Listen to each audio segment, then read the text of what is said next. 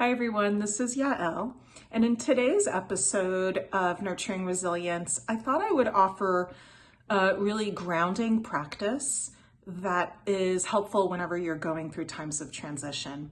And transition can be moments of change that you've wanted, like you've wanted to start a new job, you wanted to move to a new place, be in a new relationship. But it can also be change that you didn't quite want, like the one that we're in right now, right? Where we've had an election, but the new president hasn't come in yet. Or when there's a global pandemic and maybe there's a vaccine in sight, but maybe there isn't. So times of uncertainty. And when things are so up in the air, then our physical, meditative, and breath practices need to be things that give us more solid ground to stand on. So we'll be doing a practice that is inspired by Yin Yoga, all going to be on the ground. And I've chosen what we're going to be doing to focus on the hips and the low back. If for any reason any of the poses that I suggest don't work for you, you can just skip them, and I'll also offer some modifications. The other reason why this practice makes so much sense this week, as I'm filming this, it's November 23rd, so it's the week of Thanksgiving, is we are entering the very last month of the autumn season. And at least in the Western Hemisphere and North America, where I'm also filming this, it is autumn, and the qualities of air, the qualities of vata are super variable, and that's what we're having. So it could be 65 degrees and sunny one day, and then the next day it's 40 and there's wind advisories. The air is beginning to get really dry, and so you might be feeling like your nose is stuffed up because of the dryness, or your eyes, like mine, are watering because of overcompensation. So in addition to grounding practices, I'll just say I always think food is fundamental. And so consider eating warmer foods that might be soups instead of salads, and smoothies that could be, steamed vegetables, but also warming spices, things like turmeric and ginger and cayenne pepper, nutmeg, cinnamon, etc. And keep yourself warm. Wear an extra layer, wear good woolen socks, let yourself take a weekly hot bath, anything that would feel good. So we're gonna go ahead now and just start on the ground.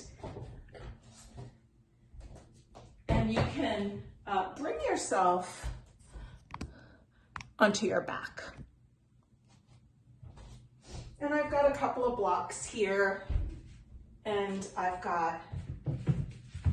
had to grab another blanket because my 16-year-old cat stole the one that I had intended to use. I'm going to keep, because I do have some lower back issues kind of chronically, I'm going to keep my legs bent, but if you prefer to have them laid out, that's fine. And I'm going to start here with a little bit of sort of snake movement from side to side, like wiggling. Also, Vata season, there tends to be like a ton of energy, and it's not very focused. It's a little bit more scattered, so you also might feel more loopy. So doing a little bit of movement first is always helpful. And then I'm going to come into a figure four. So I'm crossing my right ankle over my left. I could stay here if I'm getting enough hip action, or what you're going to see me do is just sort of move my left thigh towards my rib cage. I'm interlacing my hands behind the knee, and I'm going to kind of keep some gentle movement in this practice today. So I'm going to allow a little bit of rocking and rolling from side to side, just to let back, get a nice massage against the floor. I'm going to recommend that, you don't be too volatile in your movement. And then, your choice, a couple of options here. You could flex your feet. You could take this left leg straight up if you kind of want to double dip and get a little hammy stretch. If you're really externally rotated in the hips, naturally, in other words, if you have open hips, you can always just very gently press that right knee away from you. And then just kind of allow yourself, we just kind of jumped right into it, so this might be a good place to close the eyes and take a few breaths. Sometimes it's easier for me to settle when I have more of my body on the ground. That's what yoga teachers, by the way, mean when we say get grounded. It literally means just having a bigger percentage of your body against the ground.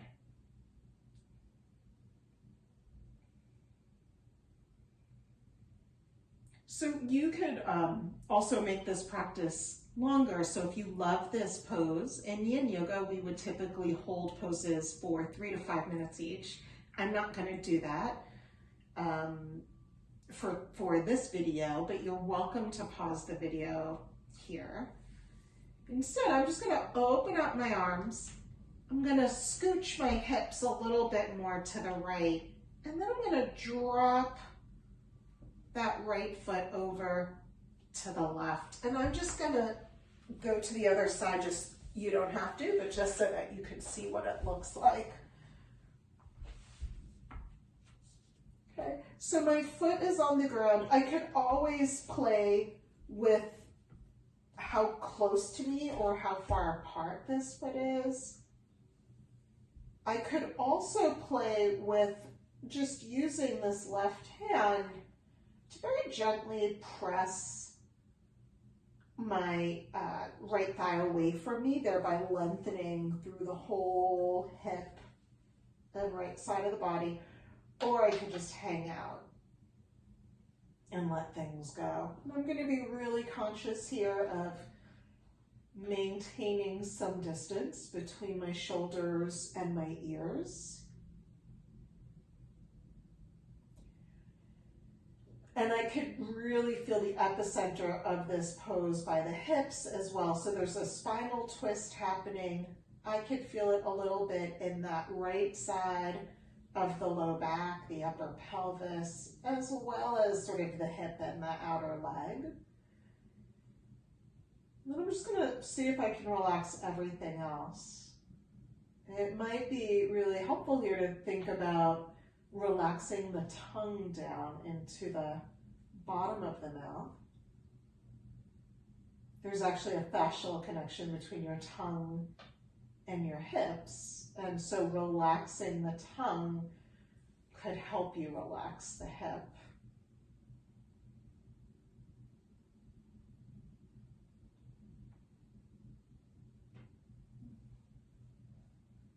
I could also, if I wanted to, but remember, you don't have to. You could always just be gently rocking the head from side to side, just releasing any tension in the neck. But you can also be still here for a little bit.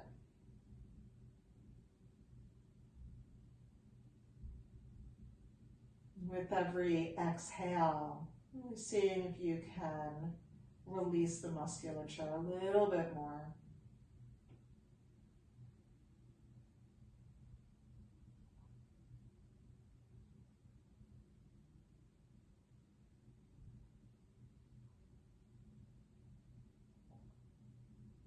And again, I'm just gonna hold for another breath, but if this is a pose that feels good for you, I really do recommend that you try a yin practice where we're holding poses for 3 to 5 minutes, because that allows the fascia, which is a deep tissue of the body, a single network organ of the body, release more fully. The fascia begins to remodel after 90 seconds of basically a passive stretch. And so that could be very helpful. But for now, sorry, I keep losing my headphone. But for now, we're just gonna come on back up through center. I'm gonna switch again just so that you can see this. And now I'm gonna take my right knee over my left knee. I'm gonna swivel my hips just a little bit to the left, and I'm gonna drop my hips over, or both legs, over to the right. Now, as you could see, I can't quite drop them all the way over. One option is to grab a block or pillow, and you could always release that down. But it's really, unless there's pain in the knee, there's really no problem. You don't need to have anything underneath that knee. So just kind of, again, just see what feels good for you today. I'm allowing my arms to be outstretched because that gives me a feeling of width and weight, solidity. I'm taking up space on the earth. I'm not shrinking. So all of those things are qualities of the earth element and groundedness that I need to just counterbalance the vata, that air element that is either going on in my life or in the season. The yogis believed essentially as above below, or as outside inside. So when our environment is a little bit helter-skelter or chaotic, we're going to have a little bit more of that inside. Therefore, our practices, we can fine-tune them to give us that sense of density and presence and patience that we might be lacking.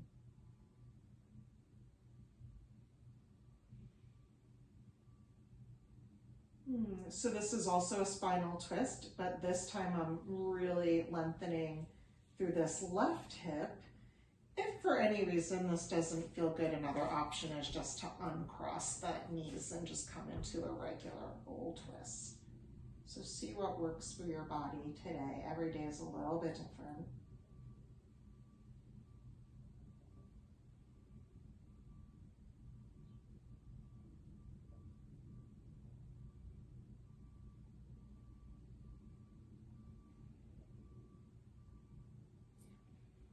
And because that vata element tends to bring up a sort of shallow or held breath, it's really, really helpful to just be mindful of a simple, smooth, and rhythmic breath.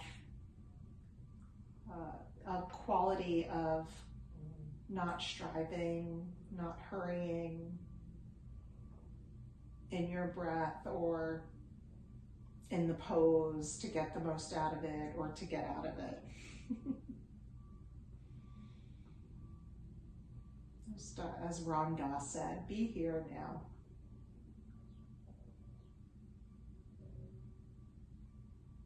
Okay, and again, you might choose to hold this pose longer. I'm gonna go ahead and uncross. Just in case that was a little intense in the low back, we could just take a moment here and really press the low back into the ground. And so feeling your pubic bone moving up towards your belly button. And then we're going to do the other side. So we'll cross this time the left ankle over the right knee. Might be comfortable to just like literally pick up your hips and move them over just to, sorry, I'm jumping ahead. We could either stay right here or we could draw in. Must be because I just said, I just made a joke about wanting to hurry out of the pose.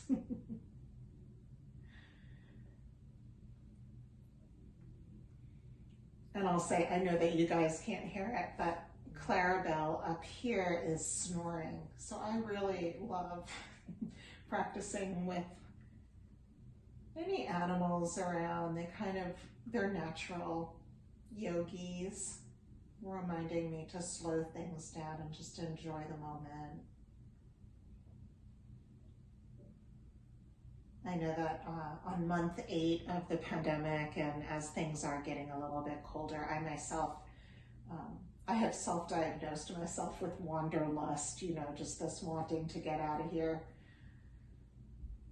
even though here is quite lovely. So this practice reminds me, it all goes down in your mind. Keep in your body. Keep patient, and let things unfold naturally. Okay, now I'm gonna go ahead. I'm gonna scooch my hips over to the other side and bring this left foot down to the right. And again, I could always have the left arm up and the right down. It could be resting, or I could be gently kind of lengthening through this left side of the body, or I could have both arms out to the side or on my body itself.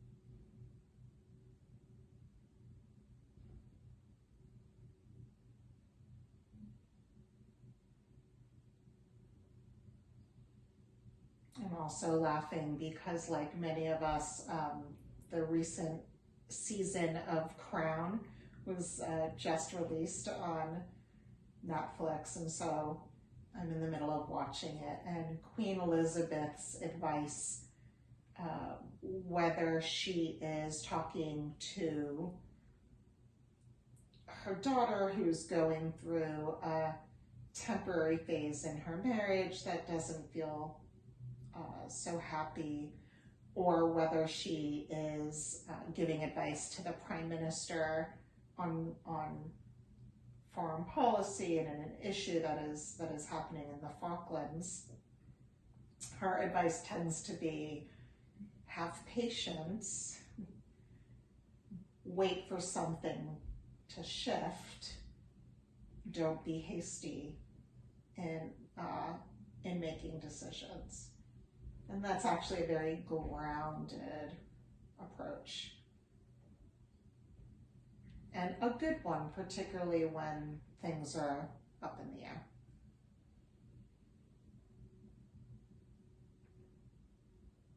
It's often mistaken with doing nothing, and it might look like I'm doing nothing, but internally,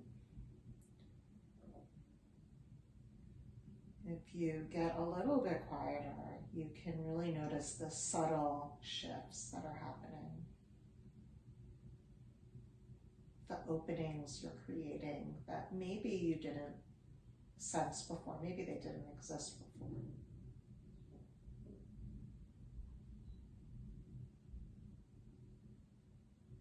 Okay, so we're just gonna, again, just take another couple of breaths here. You're welcome to pause and hold. I'm gonna bring it up to center. I'm gonna slide this left knee on top of the right, walk the hips over to the other side to the right. Find my weird egg-shaped block. And then as I drop both knees over to the left, I'm just gonna enjoy a counter twist and some opening in my right hip.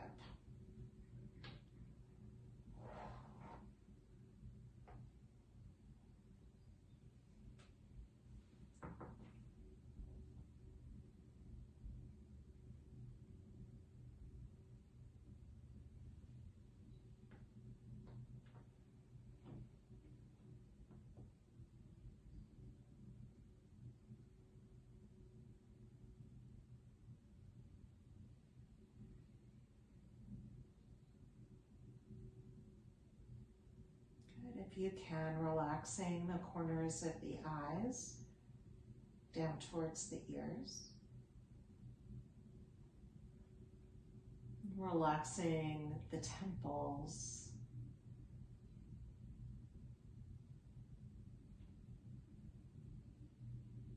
Maybe even licking your lips.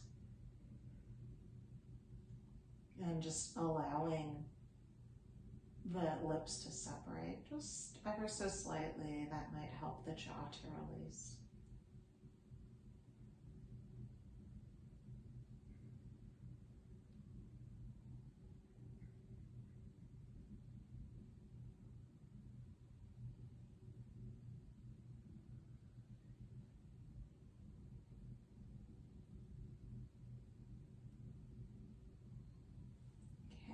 Again, you might hold this for longer. I'm going to come out of it. I'm just going to uncross.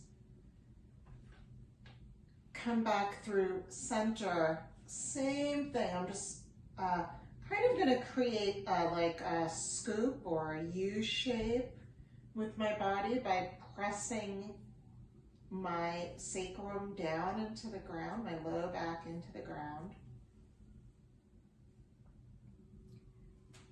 And then I'm just going to take a bridge pose. So you could just kind of grab onto the sides of your mat. Come on up. Now, you could come up even higher, but not necessary. You could come down pretty low. If you do have a block, sometimes what's nice is to take the block between your legs. Walk your feet in a little bit, just so that the knees, the feet are in the same kind of alignment, the same line. And we could just hang on right here, either in stillness, and you're going to notice that your glutes are going to firm up. You could also just move though a little bit, like kind of like scooping, or like if you're a hammock, so I'm lifting up through my left hip and I'm tilting my whole body to face the right. As I lift up through the right, my whole body faces through the left. And I can just do this. My arms can also be out to the side.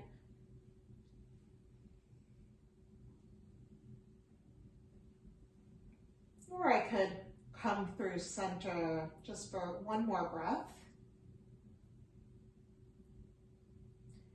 And then I'm gonna release, fold on over through a fetal position.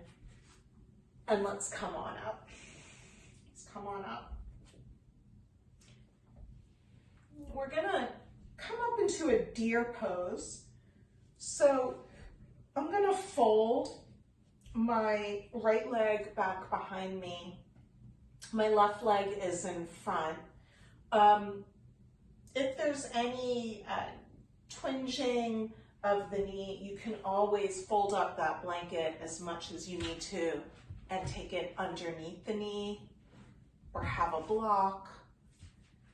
You could also choose to sit on this blanket. So it is a little bit of an awkward pose. We have one hip in external rotation and one in internal rotation. One of those will definitely feel better and one will feel worse to you, depending on your body type. So I'm gonna, I like to be up on my fingertips here. I'm on my left fingertips. My right hand is about mid-thigh. And we're just gonna roll the thigh bone, the right thigh bone, over to the upper left-hand corner and then back down. So I'm gonna do this pretty slowly. When I roll that thigh bone diagonally, the right sit bone lifts. Maybe it comes down and touches down, but it might not, that's fine. And so we just do this a few times, forward and back, forward and back. I could keep this really, really small, just a movement of the thigh. I could begin to move the upper body too, but not necessary. This is a really good sequence, what we're about to do, if you've ever been like in a car accident or taken a fall, and that sacrum, which is the triangular shaped bone, kind of has tilted over to one side or the other, or if it kind of pops out of place, this is often a good one to coax it back into being. In the yoga cosmology, the sacrum is associated with the water element. So both earth and water are kind of grounding for air. We could say grounding and nourishing.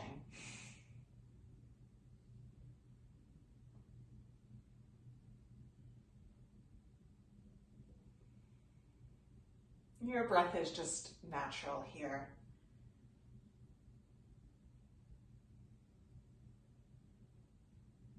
Okay, and then the next time this thigh goes up, I'm just going to walk my left hand over to the right. I could sway a little bit here, so I'm coming into another twist.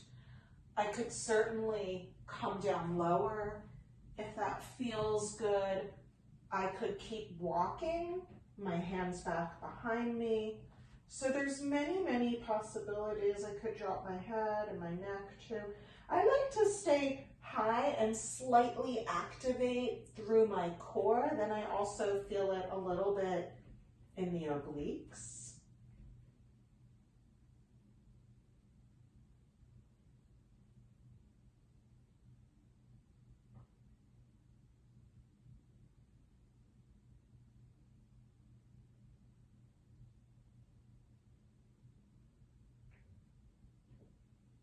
Good.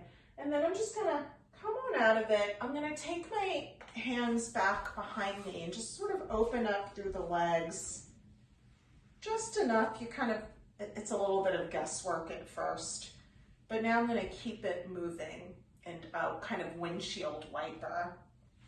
And in this, you could just keep your hands on the ground the whole time. You don't have to touch all the way down, just go as far as feels good.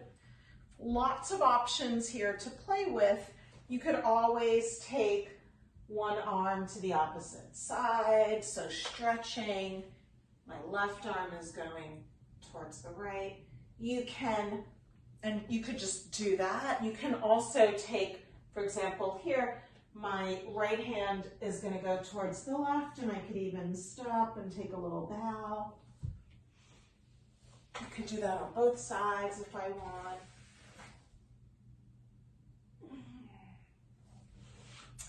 Another option as well is to do the look ma no hand. So this is considerably harder. It's something that I began playing with early in the pandemic. Comes from natural or primal movements, and this is really more to create hip stability. And once you come here, there's so many fun things you could do. You could come on up, for example, and just kind of play with that. A little hard on the knees. So you might want to have, usually I do this in my bedroom, which is carpeted. But there's also ways where you could come on up, switch the legs. Let's see if I can get this at a different angle for you.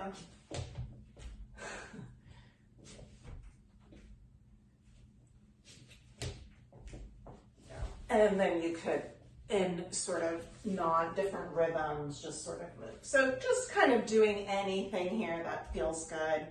And then eventually coming to the other side, which would be that left leg back behind you, right hand out to the side. Let's rock and roll this left femur towards the upper right-hand corner of the room.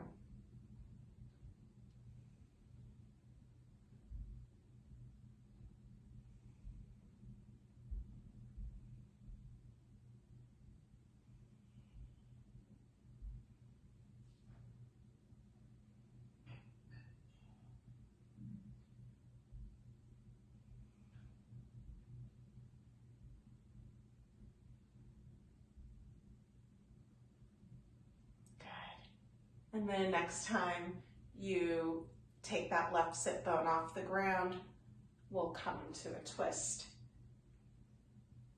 You could stay high or low, as you like. You don't have to do the same thing. And by the way, you could moderate everything with blocks or books, right? Maybe you want to do something in between.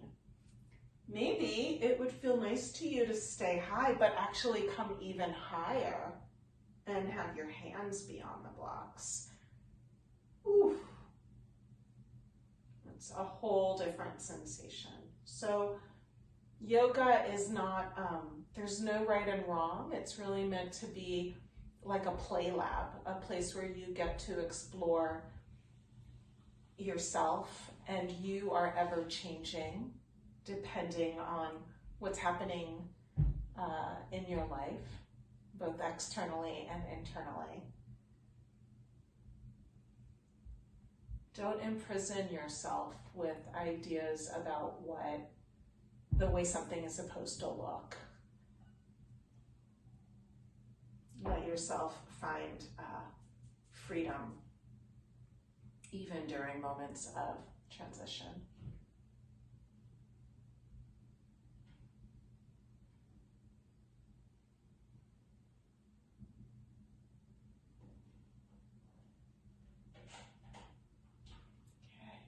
So we'll just take another couple of breaths right here.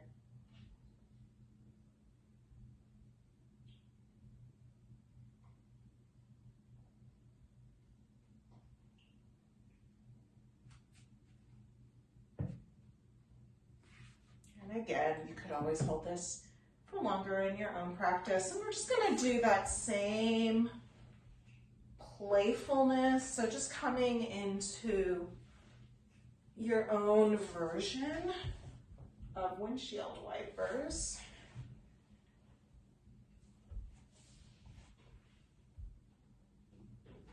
And if there's any other movement here that wants to happen, that's great.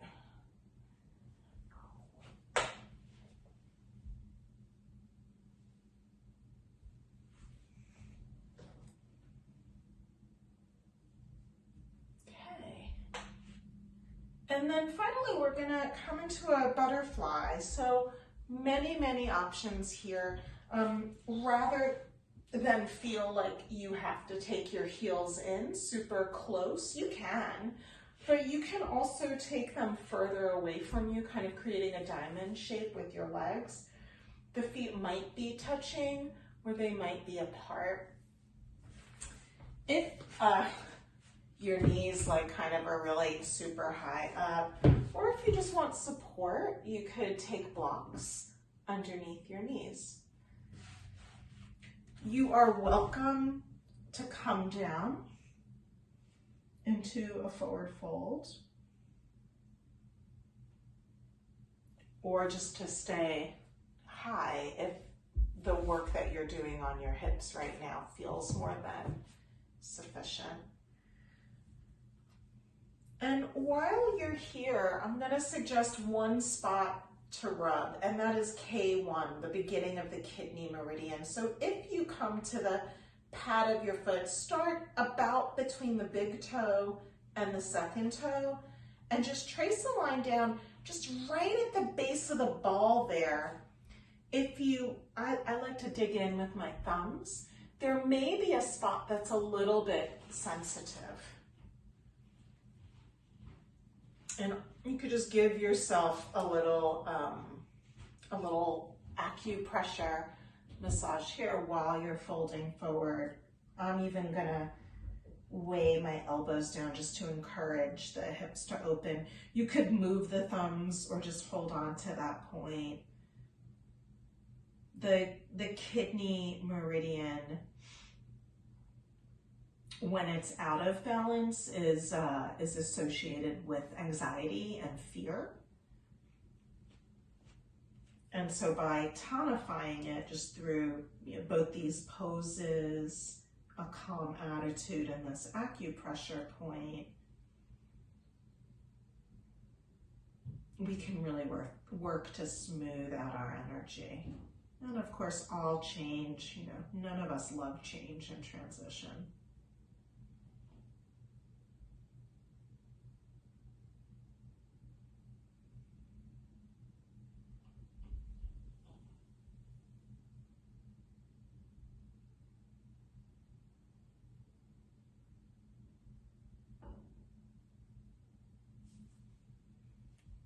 It's also perfectly fine to skip that acupressure massage and just enjoy this forward fold as it's opening up through the hips.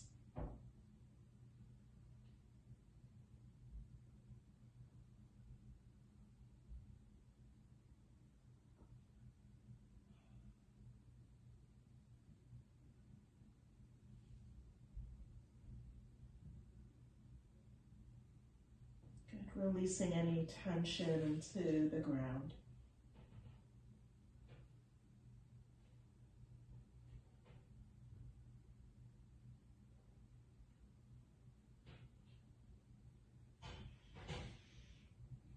You could hold this longer by pausing this video, or feel free to come on up.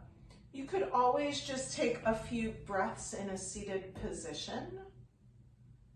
But better yet, if you've got another few minutes, one of the great joys of practicing in our homes is that we're able to do legs up on the couch or legs up against the chair or the bed.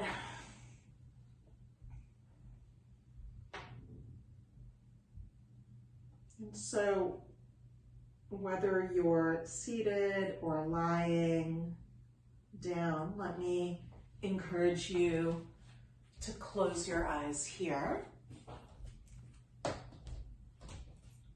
Taking a few breaths.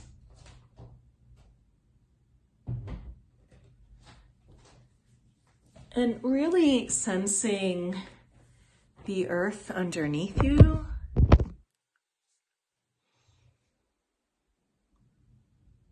Letting yourself feel the stability, the solidity,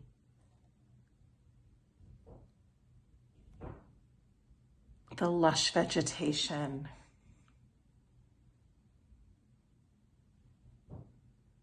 How the seasons change the earth, and yet it is always here.